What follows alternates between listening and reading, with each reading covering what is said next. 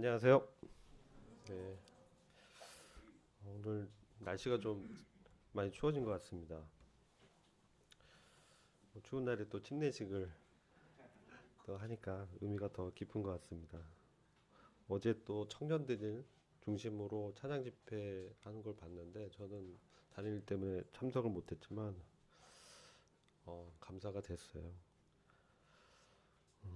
오늘 성도님과 함께 교제코자 하는 것은 로마서 1장에서 4장까지 나타난 하나님의 의와 주권에 대해서 교제를 하고자 합니다. 로마서는 여러분들이 너무나 잘 아시는 복음의 내용이기 때문에 알고 있는 내용을 좀 더 재정리하는 그런 차원에서 같이 교제하기를 원합니다. 먼저 로마서가 이 복음을 듣고 구원받은 어, 성도들을 대상으로 한 이 복음이라는 사실을 잘 아실 겁니다. 그래서 로마서를 왜 기록했는지 사도 바울이 세 가지를 말씀하고 있습니다. 앞부분은 제가 다 아는 얘기이기 때문에 좀 빠른 속도로 말씀드릴게요. 로마서 1장 11절에 보면 내가 너희를 간절히 보고자 함은 너에게 어떤 영적 선물을 나누어 주어 너희를 굳게 세우고자 합니다. 그래서 영적인 선물을 나누어 주기 위해서 로마서를 기록했다는 겁니다. 그리고 그것은 믿음을 굳게 세우기 위한 목적이다. 이렇게 말씀하고요. 두 번째는 로마서 1장 12절에 이것은 곧 너희와 나 사이에 공통된 믿음으로 말미암아 내가 너희와 함께 위로를 받고자 함이라. 그래서 이 공통된 믿음을 통해서 함께 위로를 나눈 교제를 하고자 로마서를 또 썼습니다. 마지막으로 로마서 1장 13절을 보시면 형제들아 이제 나는 너희가 이것을 모르기를 원치 아니하노니 곧 내가 너희 가운데에서도 다른 이방인들 가운데서처럼 어떤 열매를 얻고자 하여 여러 번 너희에게 가고자 하였으나 이제껏 막혔도다. 즉 성화의 열매를 얻고자 하기 위함이죠. 그래서 로마서가 이 세 가지 목적으로 쓰여졌습니다. 영적인 은혜를 나눠주고 두 번째 동일한 믿음을 통해 서로 위로의 교제를 하기 위해서 마지막으로 성화의 열매를 나타내고자 하는 이러한 목적으로 바울 사도가 로마에 있는 성도들에게 쓴 것입니다. 로마서의 주제는요. 로마서 1장 16에서 17절에 나타나 있습니다. 그것은 하나님의 의입니다. 내가 복음을 부끄러워하지 아니하노니 이 복음은 모든 믿는 자에게 구원을 주시는 하나님의 능력이 됨이라. 첫째는 유대인에게요 또한 헬라인에게로다. 복음에는 하나님의 의가 나타나서 믿음으로 믿음에 이르게 하나니 기록된 바 오직 의인은 믿음으로 말미암아 살리라 함과 같으니라. 자, 복음에는요 사람의 의가 나타난 것이 아니라 하나님의 의로움이 나타난 것입니다. 그것이 기초가 돼서 우리를 믿음이라는 어떤 방식을 통해서 의롭다함을 받게 하고 또한 성화의 믿음으로 성장시키고자 하는 것입니다. 그래서 의인을 믿음으로 살게 하고자 이 하나님의 의가 역동적으로 우리의 삶 가운데 역사한다는 것이죠. 그런데 사람의 상태는 어떠했는가? 로마서 1장 21에서 23절을 보시면 우상 숭배와 어리석음 가운데서 하나님을 무시하고 영광을 돌리지 않는 상태에 있었다라고 말씀하고 있습니다. 근데 이러한 죄 가운데 있었던 근본적인 원인이 무엇이냐? 이것은 로마서 1장 28절에서 그들이 마음에 하나님 두기를 싫어했기 때문이라고 말씀하고 있습니다. 즉 자신이 주인이 되고 주관자가 돼서 하나님의 주권을 부인하는 이것이 바로 죄의 근본적인 원인이라고 말씀하고 있습니다. 우리가 로마서를 여러분들이 읽으실 때 이것이 내가 구원받기 전에 읽으셨을 때도 있겠지만 지금 우리가 구원받은 성도로 읽지 않습니까? 그러면 이 성화의 관점에서 좀 읽으시면 더 좋으실 것 같습니다. 우리가 구원을 받았지만 여전히 나 안에 있는 육신의 본성이 하나님의 주권을 거부하려는 성향이 역사한다는 것이죠. 이것에 대한 해결책을 로마서는 제시하고 있다는 것입니다. 자, 그러면 죄의 결론은 뭐냐? 죄의 결국은 로마서 1장 32절에 보면 바로 동반 길입니다. 이 같은 일을 행하는 자는 사형에 해당하다고 하나님의 정하심을 알고도, 즉 죄를 짓는 자들은 사형이라는 것을 하나님이 정했다는 것이죠. 그걸 아는데도 불구하고 자기들만 행할 뿐 아니라 또한 그 일을 행하는 자를 옳다 한다. 이게 지금 세상의 상태가 아니겠습니까? 그렇다면 종교인, 유대인들은 더 나았나? 이게 로마서 2장에 그런 말씀을 또 나누고 있어요. 종교인은 그럼 더 나았는가? 그렇지 않다는 것이죠. 유대인의 역사를 보면 그들이 율법을 통해서 판단하면서 자신들이 판단한 그 행위를 저지르는 그런 위선적인 삶을 살았다는 것이죠. 자, 그래서 그럼 왜 그들이 이 판단을 했는가? 이걸 보면요. 로마서 2장 4절에서 그 원인을 내가 하나님의 인자하심이 너를 인도하여 회개케 하심을 알지 못하여 그의 인자하심과 용납하심과 길이 참으심의 풍성함을 멸시하느뇨. 자, 이게 판단하는 자들의 상태는 것이죠. 하나님의 은혜를 멸시하는 율법의 기준으로 자신의 어떤 죄성을 가리면서 남을 비판하는 이 종교인에 대한 하나님의 판단이시죠. 자, 그들은 어떻게 됩니까? 로마서 2장 6절에 보면 각 사람에게 그 행한 대로 보응하시겠다라고 말씀하고 있습니다. 자, 이것은요. 물론 하나님의 심판 때, 마지막 심판 때 행위에 대한 심판 내리는 것을 말씀하면서도 우리의 삶 속에서 그리스도인에게도 하나님께서 징계를 통해서 통치하신다라는 것을 보여줍니다. 히브리서 12장을 보면 징계는 누구에게나 있는 것입니다. 미워서 아버지가 징계하는 것이 아니라 사람의 경우도 아들을 사랑하기 때문에 교정하는 차원에서 징계를 하시죠. 마찬가지로 저희들이 때로 회개치 않고 고집스럽게 어떤 죄 가운데 있다면 하나님께서 우리를 올바르게 세우시기 위해서 때로는 징계를 통해서 우리를 어떻게 합니까? 거룩해 하는 것을 성화라고 하죠. 이 성화하는 그러한 역사를 하신다는 것이죠. 로마서 2장 7에서 10절을 보시면 악을 행하는 자와 선을 행하는 자가 이렇게 구분됩니다. 여러분들이 나는 구원받았으니까 악을 행하지 않는다라고 생각하시는데요. 저희들의 경험을 통해서 보면 구원을 받았어도 우린 때로 하나님과 뜻에 상관없이 악을 행하는 이 육신을 보게 되죠. 그래서 로마서 7장을 보면은 그 부분에 대한 사도 바울의 경험을 잘 설명하고 있습니다. 율법과 종교 아래 있는 성령의 인도함을 받지 못하고 자기의 어떤 의를 의지해서 사는 사람들에게 뭐가 있겠습니까? 공고함이 있고요. 핍절함이 있게 되죠. 그러나 선을 행하는 각 사람에게는 영광과 존귀와 평강이 있을 것이다. 하나님이 이렇게 보상하시겠다는 것입니다. 이 선은 무엇입니까? 하나님의 계획에 보조를 맞추면서 함께 하는 것입니다. 하나님의 구원 계획에 내가 함께 동행하면서 그분의 성령의 인도함에 몸을 드리는 그런 삶이죠. 그래서 유대인조차도 하나님의 그 율법의 기준을 충족시키지 못하고 그것을 통해 남을 판단하는 또 다른 죄를 범하게 된다는 것이죠.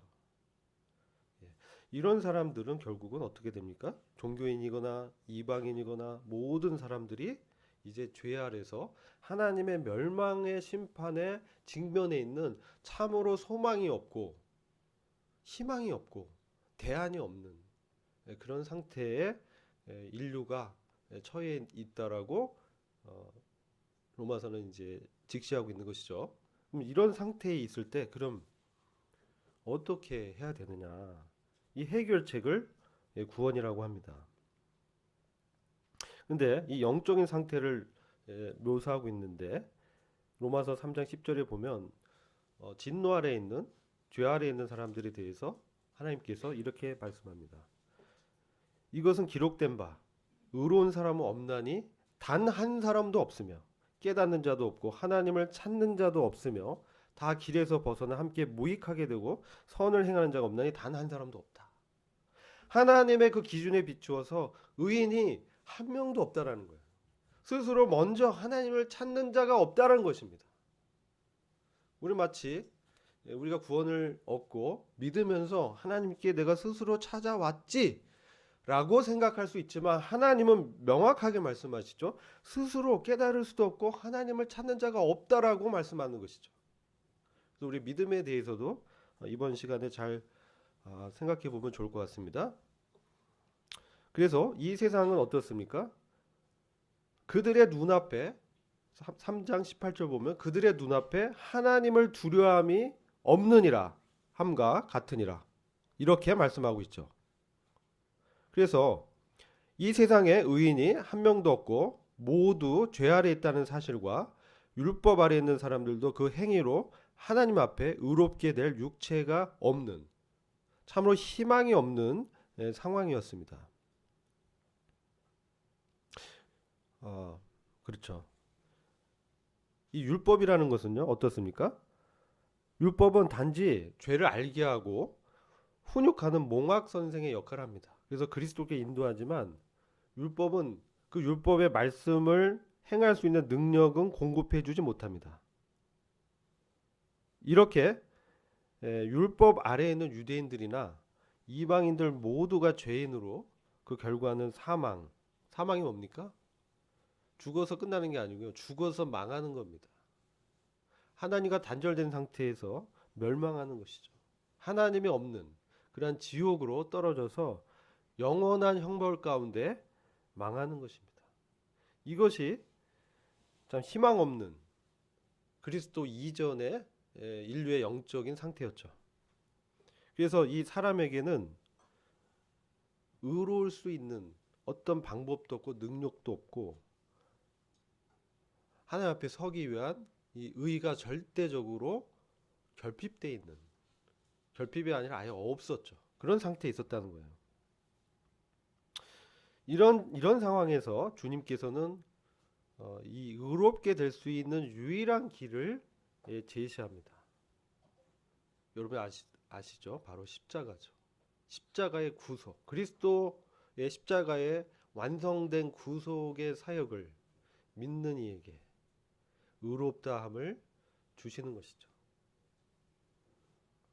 그래서 이것은요 구약 성경에서도 예언을 하고 있어요.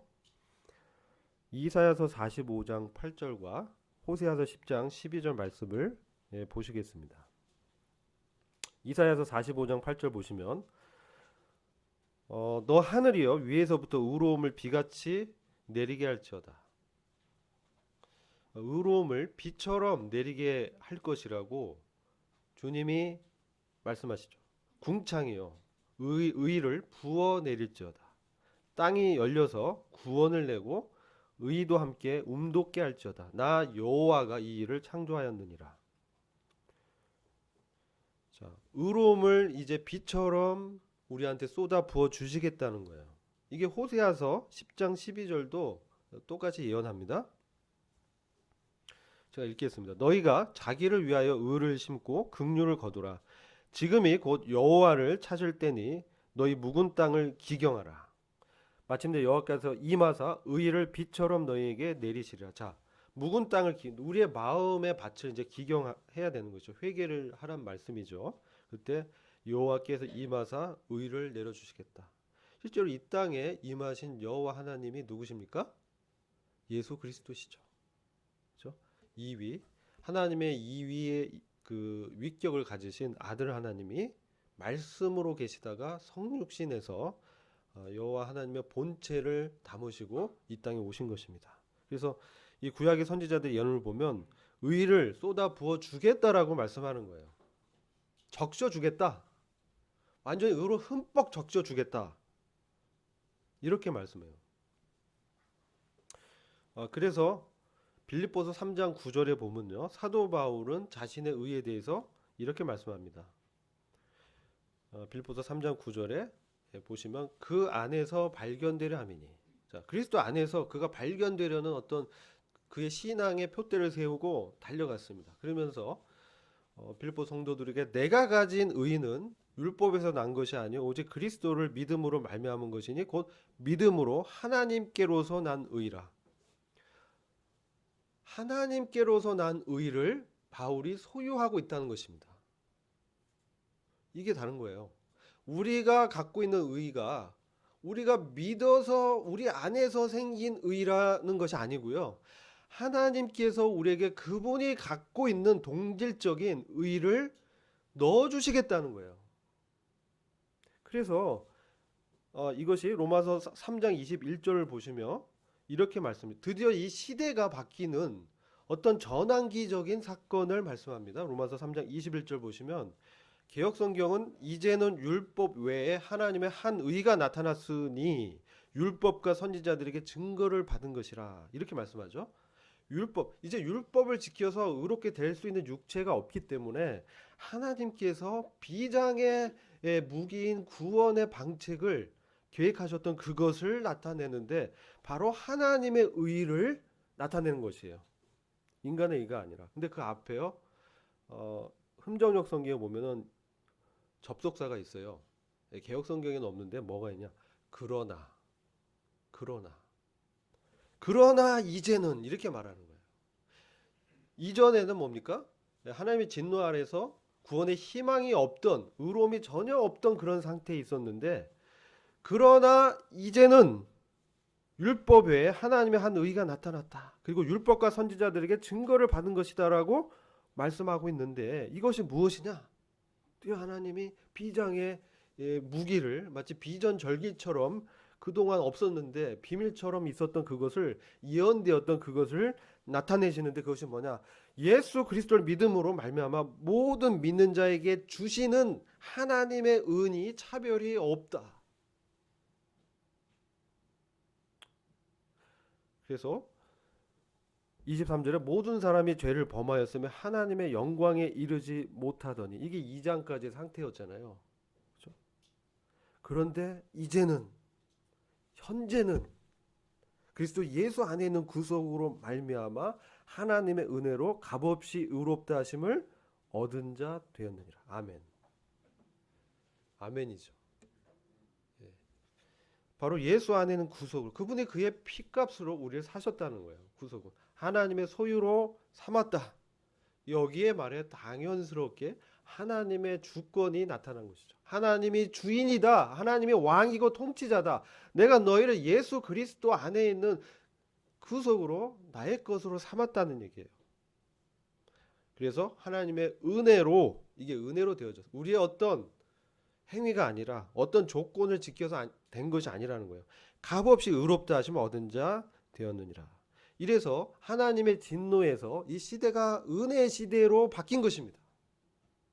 이제 누구든지 그리스도 안으로 들어오는 사람들에게 하나님의 의가 선물로 주어지는 거예요. 놀랍지 않습니까? 아무리 노력하고 아무리 나를 개선하려고 해도 전혀 불가능했어요. 근데 그냥 이것은요, 하나님이 주권적으로 약속하시고 우리한테 쏟아 부어주겠다고 말씀하시고 이제 그리스도 안에서 우리에게 주셨다는 거예요. 이 시간을 보면요, 마치 이제 현재로 우리가 느끼죠. 근데 이 구속의 사역은 언제 완성이 됐어요? 2000년 전에. 2000년 전에 하나님께서 이미 작정하시고 해 놓으신 거예요. 구원의 모든 방책을 다 해 놓으신 거예요. 그래서 결론을 내신 거예요. 그렇죠? 그래서 우리를 하나님의 우편 보좌에 그리스도와 함께 앉혔다라고 결론을 내리신 거예요.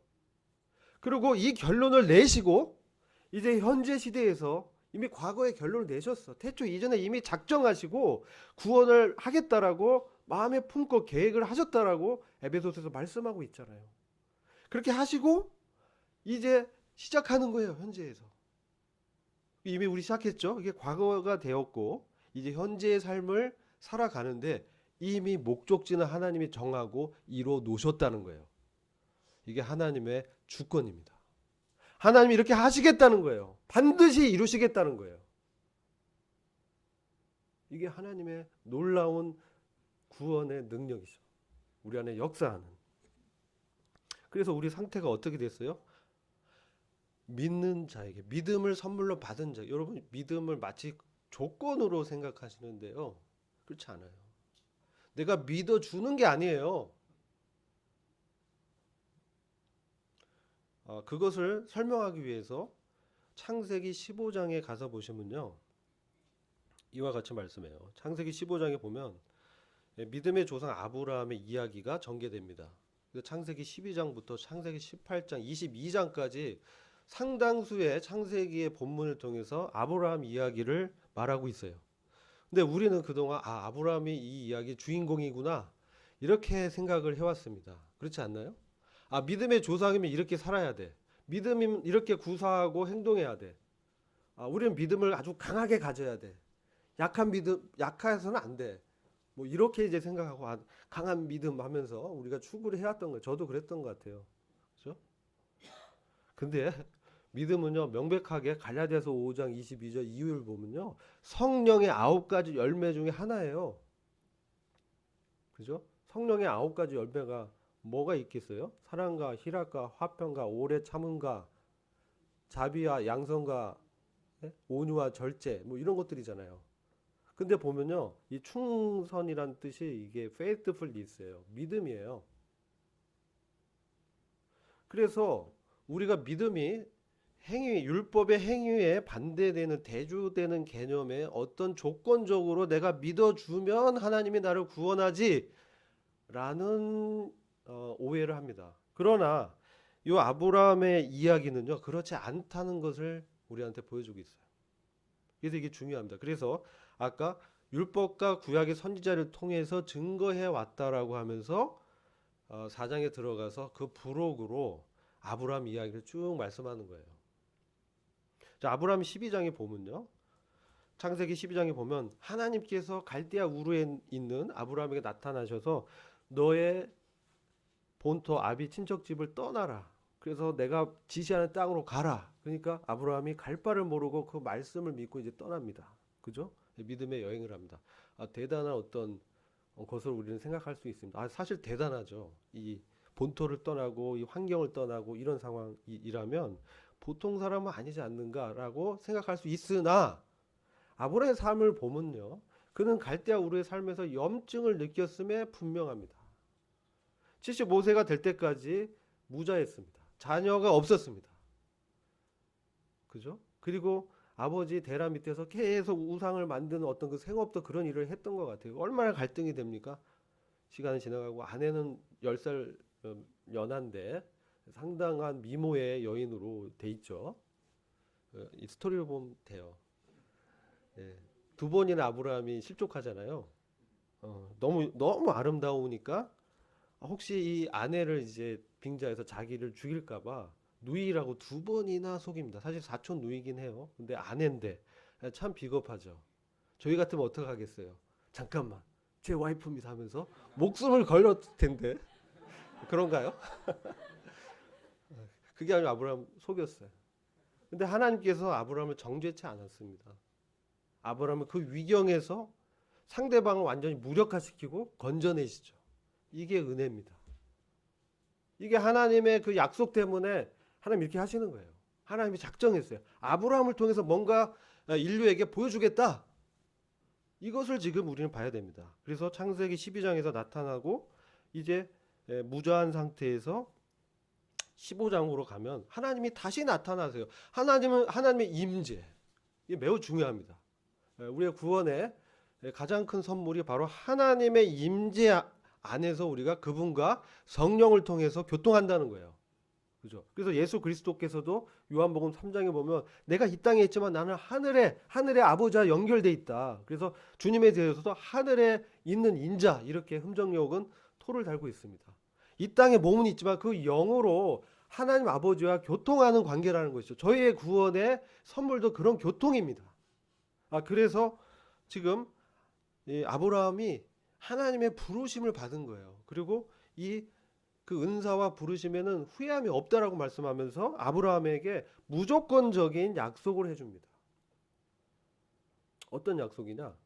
이제 이게 창세기 15장에 나타나는데요. 내가 너에게 아들을 주고요. 또 기업을 주고 땅을 얻게 해서 너로 열국의 아버지가 되게 하겠다. 이런 약속을 75세 때 받은 거예요. 근데 또 이제 15장에서 약속을 확인하면서 재확인해 주세요. 왜 하나님께서는 이렇게 약속을 재확인해 줄까? 우리가 자꾸 까먹기 때문에 그래요. 그런데 이에 대한 징표로 고대 근동에 의식을 행합니다. 어떤 의식을 생각? 이게 횃불을 딱 세워놓고 짐승을 이렇게 잡아서요 반을 갈라요. 반을 갈라 피가 철철 흐르는 그 길을 그 약속의 언약의 당사자가 계약의 당사자가 서로 손을 잡고 그걸 통과합니다. 예, 이게 뭐냐? 죽음의 의식이죠. 예. 이 약속을 언약을 한쪽이 이행하지 않고 불이행하면 이 짐승처럼 죽을 거라는 거예요. 생명을 거는 의식을 행한 거예요. 근데요, 하나님께서 아브라함이 이런 하나님의 약속을 내가 어떻게 믿을 수 있어요? 그랬어요. 징표를 주세요 하니까 하나님께서 이 의식을 준비시키시고 아브라함을 잠들게 하고요. 그 다음에 그 길을 홀로 지나가셨어요.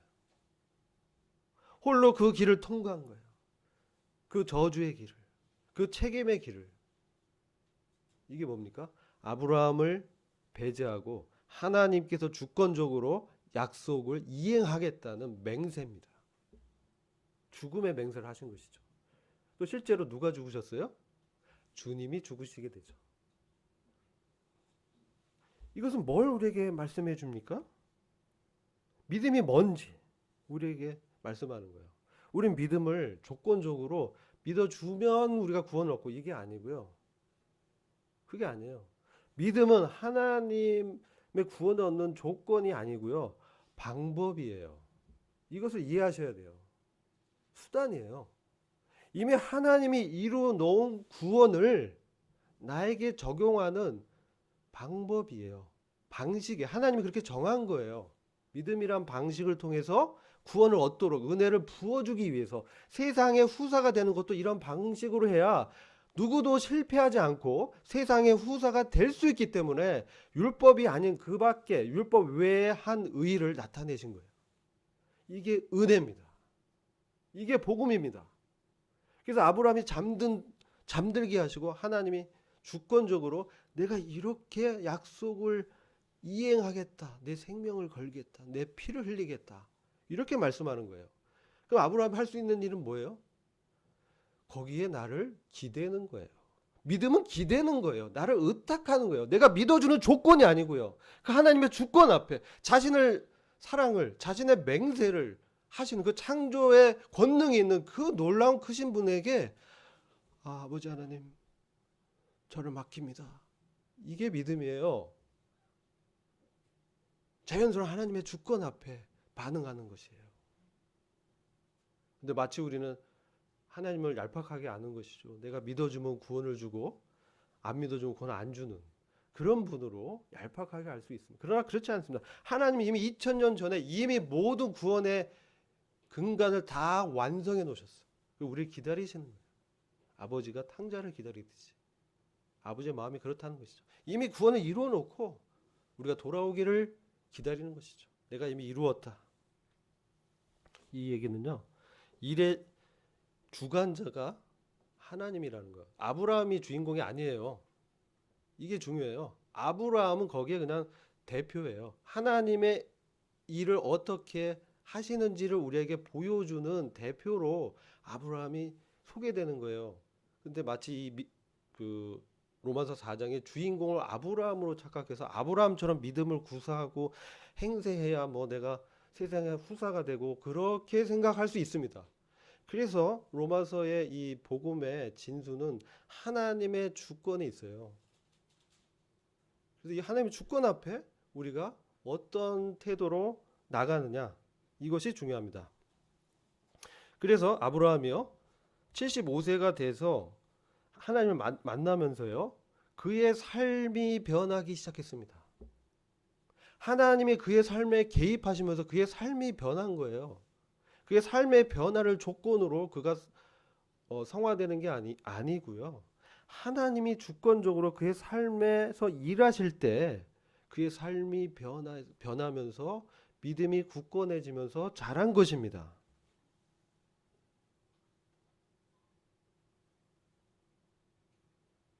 그래서 우리 믿음이라는 것을 조건으로 보시면 안 돼요. 율법과 행위에 대조되는 믿음이란 조건으로 구원을 하나님의 의를 얻어서 구원에 이른다. 그것이 아니고 믿음이란 방법을 통해서 하나님이 은혜를 주시기 위해서 작정하셨고 우리 삶 가운데 구원을 확실하게 이루실 것이다. 그것을 맹세로 보증하셨다. 이게 하나님의 은혜입니다. 그래서 우리의 구원은 안전하고 확실하고 분명한 것입니다. 누구도 흔들 수 없습니다. 하나님이 그렇게 정했는데요. 누가 이 하나님의 사랑에서 우리를 끌어낼 수 있겠습니까? 아무도 못한다는 것이죠. 우린 단지 그분의 그 주권적인 은혜에 우리를 기대고 우리 몸을 드리고 그분을 따라가고 그분의 음성에 주목하고 믿음의 주요 온전케 하신 예수를 바라보는 것이죠. 주목하고 그분의 말씀이 내 안에 들어와서 나를 이끌어갈 때 내 몸을 드리는 것이죠. 때로 육신이 방해하죠. 그럼 어떻게 됩니까? 이미 하나님께서 그냥 그리스도의 십자가에 우리를 못 박아 버리신 거예요. 자, 우리가 옛사람을 어떻게 주님이 해결하셨겠어요? 우리 옛사람을 주님이 2000년 전에 십자가에서 아예 온 인류의 옛사람 죄를 다 못 박아 버렸어요. 그래서 완전히 없애버린 거예요. 이미 없애버린 거예요. 옛사람을 2000년 전에 십자가에 못 박았다니까요. 이걸 현재에서 우리가 하나님의 시간의 순서를 우리가 우리의 순서로 생각하면 안 돼요. 하나님 구원을 이렇게 이뤄놓고 못 박아놓고 그것을 너희가 여겨라. 믿음으로 용납하고 너의 것으로 받아들이라 이러는 건데요. 이것도 내가 믿으려고 노력하고 내가 뭔가 이렇게 생각해야지 그게 아니고 어떤 의미냐면요. 그 여기다라는 의미, 의롭다함을 받았다. 의롭다 여기심을 받았다라는 것은 회개 용어입니다. 회개 용어. 우리 이제 회개 잘하신 분들 있잖아요. 회개 장부에 나의 인생의 장부에 하나님이 의라고 기입해 놨다는 거예요. 아무도 그 의를 지울 수가 없어요. 하나님이 나의 인생의 장부에 너는 의로와 못을 딱 받고 인을 친 거예요. 성령으로. 아무도 그것을 어찌할 수가 없도록 해 놓으셨다는 거예요. 그게 의로 여기심을 받았다. 그래서 우리 안에 하나님의 의가 기입돼서 새겨진 거예요. 그 의는 어떤 것입니까? 요한복음 13장 10절에서 이렇게 말씀하죠. 온몸을 목욕한 자는 그렇죠? 이미 다 깨끗하다. 다 깨끗했어요. 하나님이 그 그리스도의 보혈로 우리를 완전히 깨끗하게 하신 거예요. 이것을 하나님이 예수 그리스도를 통해서 선언하시는 거예요. 요한복음 13장 10절을 한번 같이 보실까요? 13장 10절.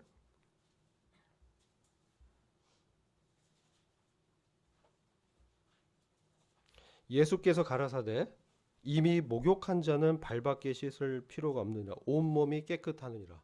온몸이 깨끗하다. 근데 우리는 그동안 나는 여전히 구원 받았는데요. 나는 더러워요. 그렇게 생각하시지 않았어요? 이 그리스도의 보혈의 셀룰로판 테이프로 하나님이 저를 보기 때문에 빨갛게 짐승의 피처럼 예수님의 피가 나의 죄를 덮어서 나를 이렇게 예수님처럼 봐주세요. 이렇게 생각하실 수 있어요. 복음의 예화에서 그런 설명이 있어요. 사형리나 보면. 근데 요한복음 13장에 하나님의 선언은 온몸이 깨끗하다라고 말씀해요. 이미 다 하나님이 갈아엎으셨어. 완전히 빼빠로 다 밀어버려서 죄를 다 밀어버려서 없애버렸다는 거예요. 이 의미가. 그죠? 그렇잖아요. 근데 내가 용서받은 다음에 죄사함 받은 다음에 난 여전히 더러운 자야. 나 용서받은 죄인이야. 라는 말이 있어요. 마틴 루터가 그런 얘기를 했어요. 근데 그 말은 그 당시의 말이고 그 다음에 칼뱅이 죄인이란 말을 빼라. 우린 이미 의로워진 자인데 그런 말이 적절치 않다라고 고쳐줬어. 우리는 죄사함 받은 그리스도인이야. 영광스러운 하나님의 아들들로 우리를 부르셨습니다. 그래서 아무도 우리를 죄로 정죄할 수가 없는 것입니다. 그리스도 예수 안에 있는 자에게는 결코 정죄함이 없느니라. 생명의 성령의 법이 죄와 사망의 법에서 나를 해방하였도다. 이렇게 말씀하죠. 자, 그래서 믿음이라는 단어의 설명을 제가 말씀드린 거예요. 그래서 실제 믿음의 창시자고 완성자는 그리스도입니다. 아브라함이 아니에요. 하나님이 아브라함에게 믿음을 일으키시고 완성하시는 거예요. 그런 다음에 우리는 로마서 4장에서요. 우리가 하나님의 의에 대해서 3장에서 봤는데 4장은요. 세상의 후사가 되는 것을 말씀해요. 세상의 상속자. 이것을 믿음으로 얻는 의로 인해서 믿는 자가 세상의 상속자가 되는 것을 하나님 약속하셨어요. 그런데 이것도 믿음으로 하겠다는 거예요. 우리가 열심히 달려가지고 이 땅에서 잘 살고 해서 되는 게 아니고 하나님이 은혜로 하시겠다는 거예요. 근데 여기에 여러 가지 과정이 있죠. 왜냐하면요. 여기서 또 아브라함의 이야기를 쭉 하시는데요. 아브라함 이야기를 한 건 그가 남달리 다른 사람보다 더 경건했고 믿음이 좋았고 이걸 보여주는 게 아닙니다. 여러분들 성경을 그렇게 보면 안 돼요. 이게 그 주체가 누구냐는 것을 보셔야 됩니다. 여기 보면 로마서 4장 16절 보시면요. 그러므로 이 일이 은혜로 되게 하려고 믿음에서 나나니, 그러니까 하나님께서 믿음이란 방식을 정하신 것은 은혜로 되게 하려고 하신 거예요. 그 목적은 그 약속을 모든 씨에게 확고하게 하시기 위함이다. 그것은 곧 율법에 속한 자들에게 뿐만 아니라 아브라함의 믿음에 속한 자들에게도 그 약속을 확고하게 하려 하심이니 아브라함은 하나님 앞에서 우리 모두의 조상이다. 이렇게 하면서 상속자가 되는 그것이 은혜에 속하기 위해서 믿음으로 된다라고 하시고, 또 이는 그 약속을 그 모든 후손에게 굳게 하려 하심이라. 이것은 이렇게 해야 하면 어떻게 됩니까? 실패하지 않는다는 거예요. 우리의 행위와 컨디션에 맡겨놓으면 우리는 실패합니다. 우리 육신의 이 악한 본성이 나타날 때 실패하잖아요. 저는 많이 실패합니다. 여러분은 많이 성공하실지 모르겠습니다. 어떤 때는 제가 요즘 이제 한 1년 반에 걸쳐 사업을 하는데요. 우리 파트너하고 엄청나게 많이 그 컨플릭이 있어요. 엄청나게 의견이 다르고 성향도 정반대고, 그때 한번 말씀드렸죠. 굉장한 다혈질에 굉장히 급한데 저는 일반인보다 약간 슬로우하고 그렇죠? 얘기하다 보면 서로 이제 이 친구 언성을 높여야 이제 막 얘기하는데 저는 이제 모노토너스하게 단조로운 톤으로 하니까 그래서 이제 그 친구하고 대화하려면 저도 톤을 올려서 소리를 질러야 대화가 이제 된다. 제가 이제 깨달은 건 이 의사소통이 이게 쉽지 않구나, 그런 생각을 많이 하게 됩니다. 그래서 그때 많이 육신이 드러나요. 소리 지르다 보면 갑자기 욱하기도 하고, 그럼 또 후에 미안하다.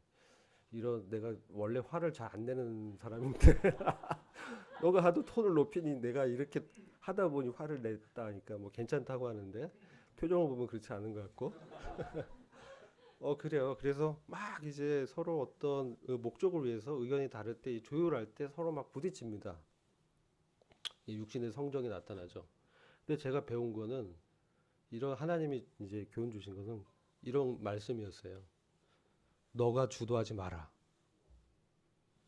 네가 주권자처럼 생각하고 행하지 마라.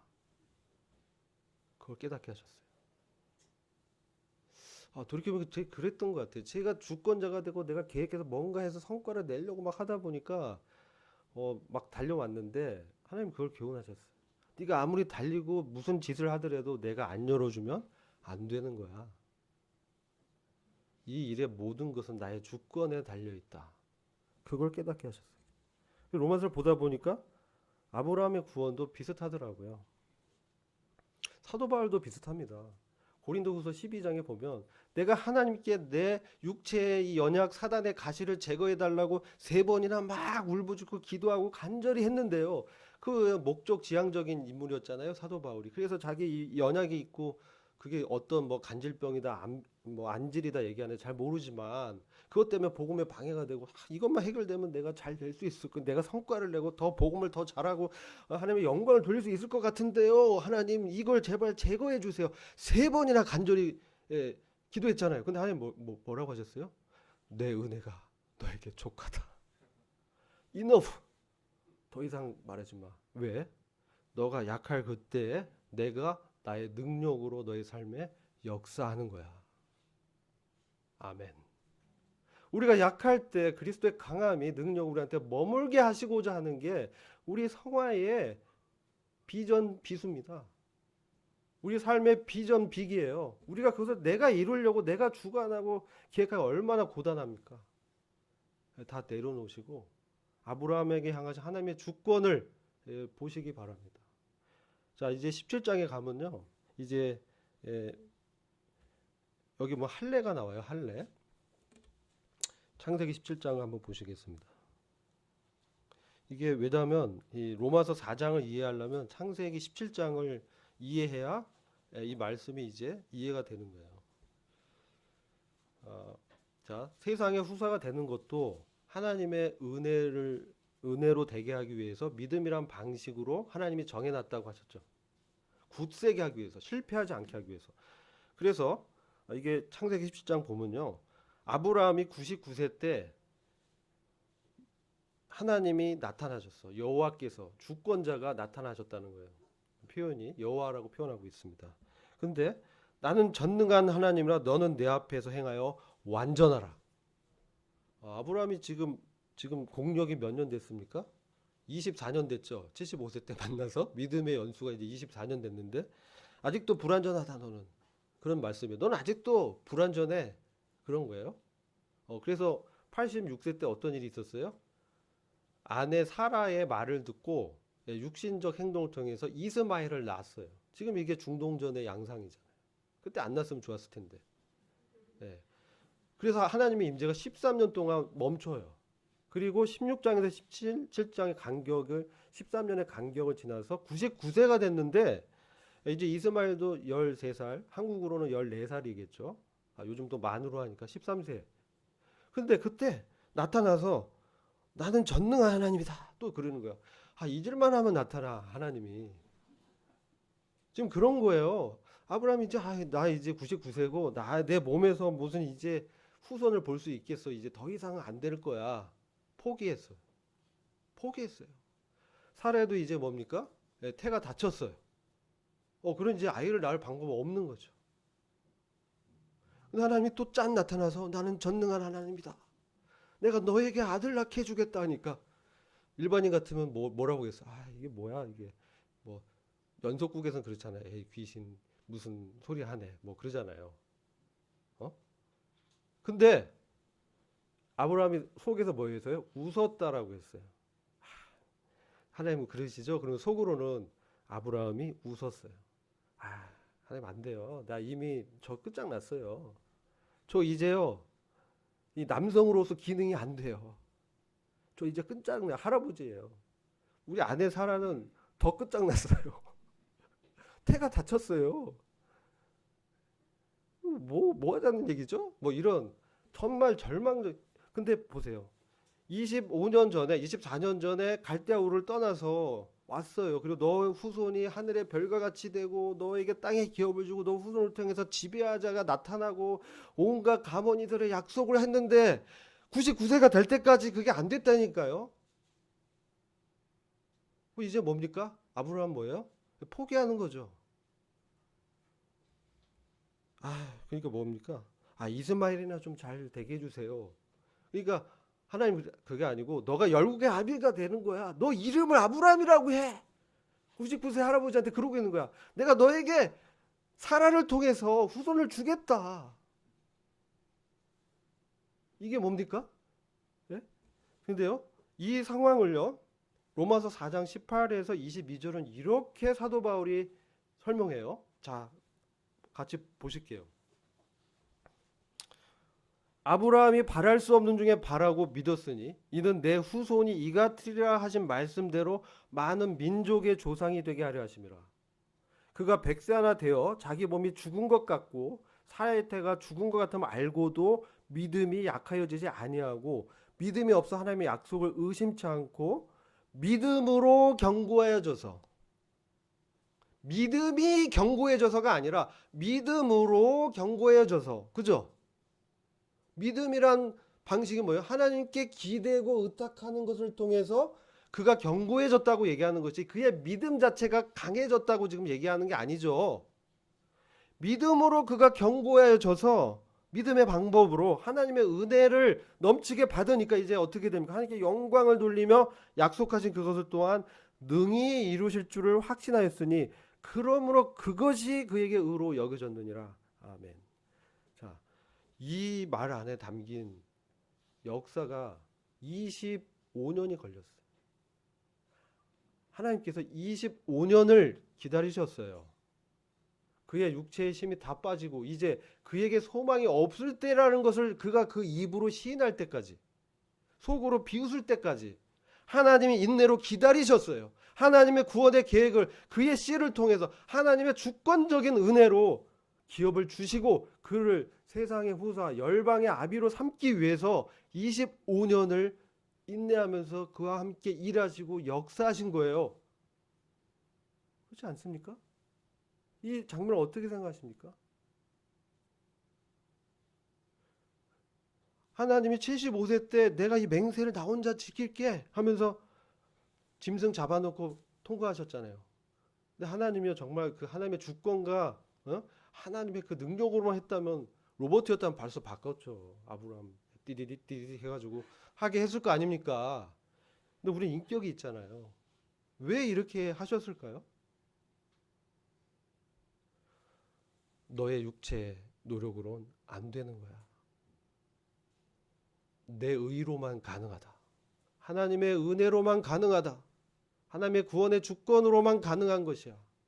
이것을 그에게 경험케 하기 위해서 완전하게 각인돼서 이제 하나님 앞에 굴복자가 돼서 이제 자기를 의지하지 않고 정말 믿음, 자기 기대고 하나님의 은혜의 방편에 만을 신뢰하도록 하기 위해서 그 믿음의 방식을 통해서 그렇게 하시려고. 왜? 그렇게 해야만 우리들도 그리스도 안에는 우리도 그리스도 안에 있는 씨들이잖아요. 그리스도 안에 연합된 부활의 첫 열매들이잖아요. 우리도 세상의 후사가 되는 것을 아브라함의 역사를 통해서 확인시켜 주시려고 지금 이 스토리를 말씀하고 있습니다. 그래서 이제 비웃고 했지만 아브라함이 이제 이 하나님께서요 갑자기 짠 나타나서 어떻게 하셨겠어요? 하나님이 하신 언약의 약속을 굳게 세워주는 거예요. 내가 할 거야. 내년에 너 아내 사라 통해서 아이를 낳는데 너가 웃은 것처럼 이름을 이삭이로 해라. 이삭 보면 자기가 웃었다. 이게 즐거움의 웃음이 아니에요. 예, 피식하고 웃은 거예요. 나는 소망이 없고 대책이 없는데요. 그리고 웃은 거예요. 어떻게 나한테 이런 일이 있을까요? 아브라함이 할 수 있는 방법이 믿음의 방법밖에 없었어요. 뭐로 자기가 할 수 있는 게 없었어요. 그래서 여기 보면 바랄 수 없는 중에 바랄 수밖에 없었어요. 없는 것을 있는 것처럼 부르시는, 너가 열국의 아비가 되고 너의 씨가 이렇게 많아지고 세상의 열방의 왕들이 너한테 와가지고 절하고, 이런 약속을 없는데 있는 것처럼 누가 말씀하세요? 하나님이 하시겠다고 말씀하는 거예요. 그래서 이게 되는 거예요. 우리가 했다면 안 돼요. 아, 그렇지 않아요? 뭐 아직까지 그렇지 않다고 믿는 청년들이 있을 수도 있는데 열심히 해보십시오. 하나님이 하시지 않으면 안 됩니다. 근데 너희가 나를 떠나서는 아무것도 할 수 없느니라. 주님이 그렇게 말씀하셨어요. 주님 안에 있을 때만 일이 되어지는 거예요. 내가 한다고 하지만 그것이 되어지는 거라고요. 내가 하나님의 성령의 음성에 감동해서요. 그렇게 사라지도록 하나님이 은혜를 넘치게 부어주시기 때문에 그게 가능한 거예요. 왜요? 하나님이 영광을 나타내시기 위해서. 거룩하신 하나님과 공의로운 하나님이 그분의 위엄을 나타내기 위해서. 주권자가 누구인지를 이 세상에 교회를 통해서 보여주기 위해서 그렇게 하시는 겁니다. 자, 그래서 로마서 4장 이제 25절 보시면요. 이게 중요한 말씀이에요. 그래서 우리가 의롭다고 기입되는 의가 전가되고 의로움이 하나님과 예수 그리스도와 성령 하나님과 동질적인 동일한 의가 우리에게 부어 넣어주기 위한 믿음은 이 4장 24절에 나오죠. 의로 여기심을 받을 우리도 위함이니 곧 예수 우리 주를 죽은 자 가운데서 살리신 이를 믿는 자니라. 예수는 우리 범죄함을 위하여 내어줌이 되고 또한 우리를 의롭다 하심을 위하여 살아나셨느니라.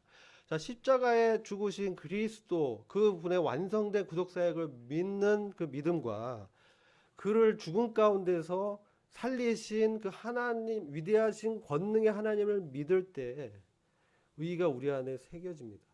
이게 하나님의 약속이고 은혜입니다. 그래서 우리가 이런 의를 받은 자로서 어떻게 되었냐?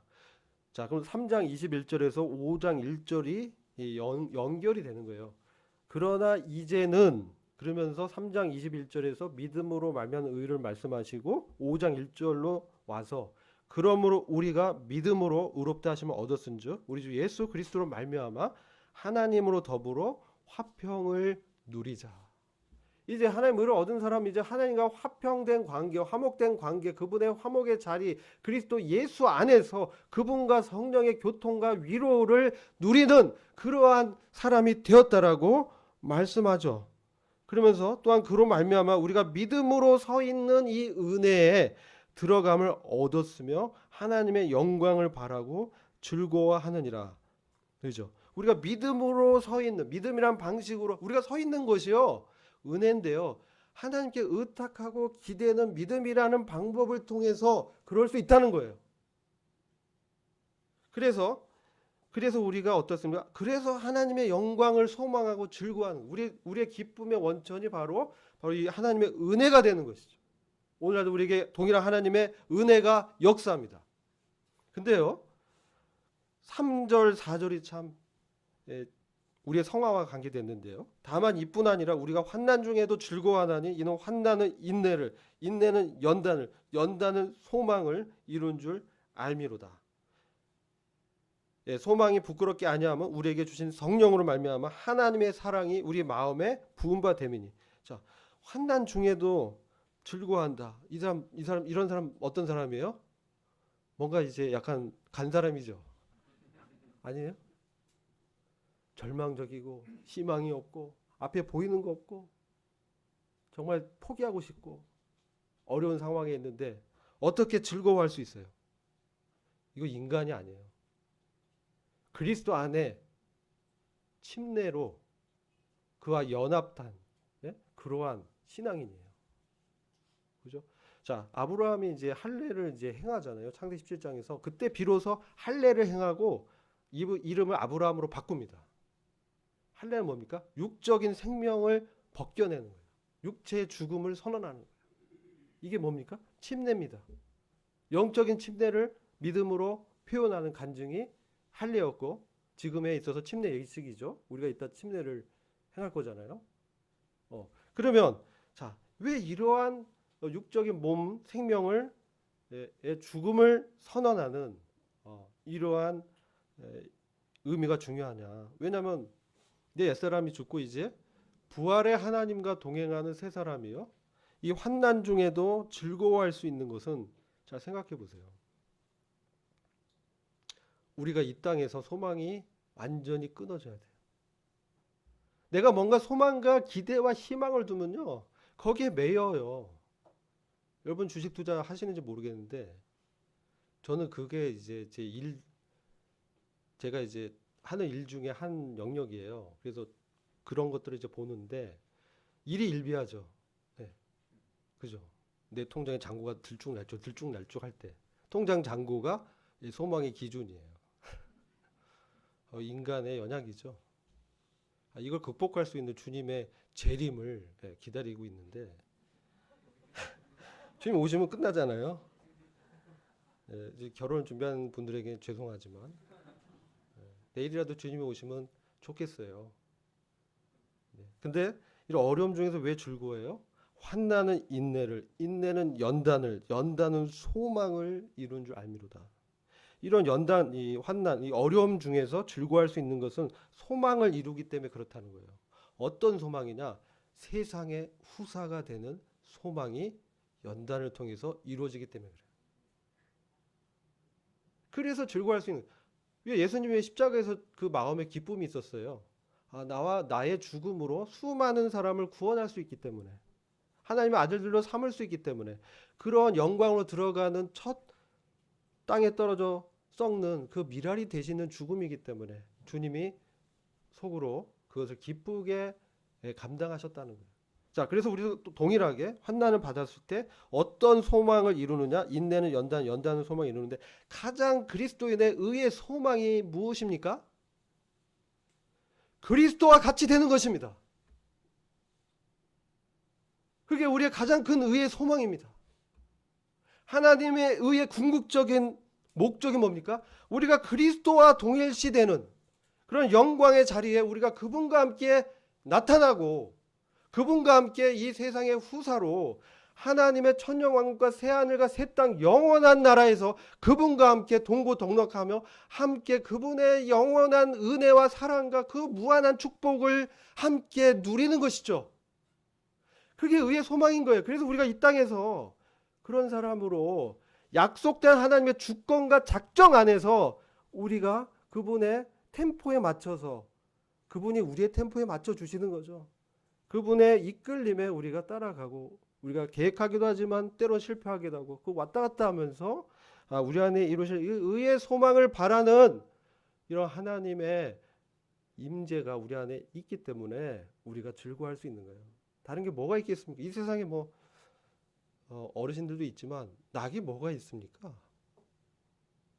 주님의 나라에서 우리가 그분, 지금도 일시적으로 그분의 임재와 천국의 소망이 우리한테 임했습니다. 영적으로. 근데 이제 진짜 보이게 임할 것입니다.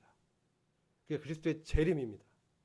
모든 것을 해결하시고 이 땅의 모든 불의를 잠재우시고 하나님의 공의와 정의가, 하나님의 사랑이, 하나님의 주권과 의가 이제 세워질 그때가 다가오고 있습니다.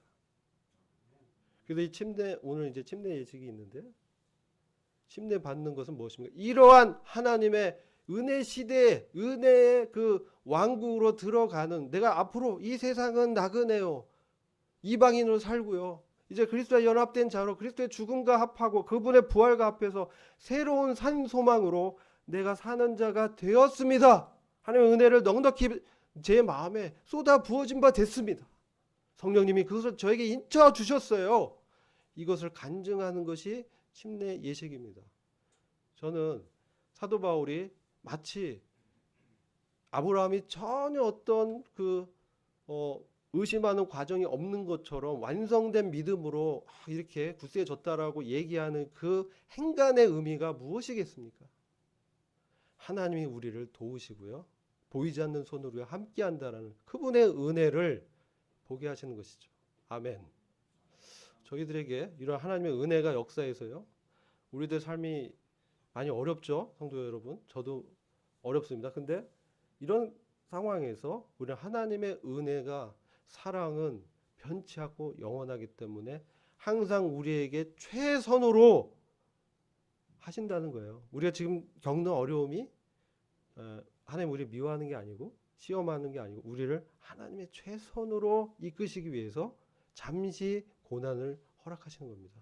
이 말씀을 믿으시기 바랍니다. 예, 기도하고 마치겠습니다. 아버지 하나님, 하나님의 무한한 은혜와 이미 하나님이 주권적으로 정하신 하나님의 놀라운 구원의 계획에 저희를 넣어주신 것을 감사합니다. 이제 하나님의 의가 저희에게 쏟아 부어졌고 하나님의 사랑으로 저희가 이 세상을 넉넉히 이기며 나가는 의인이 된 것을 감사드립니다. 아버지 하나님, 저희들에게 영적인 복으로 축복해 주시고 넘치게 하셔서 저희 세상에 주님의 그 이기신 승리 가운데서 담대하게 살아갈 수 있도록 주님 축복해 주시기를 간절히 기도합니다. 이후의 시간 주님께 의탁을 드렸고 우리 주 예수 그리스도의 귀하신 이름으로 기도했습니다.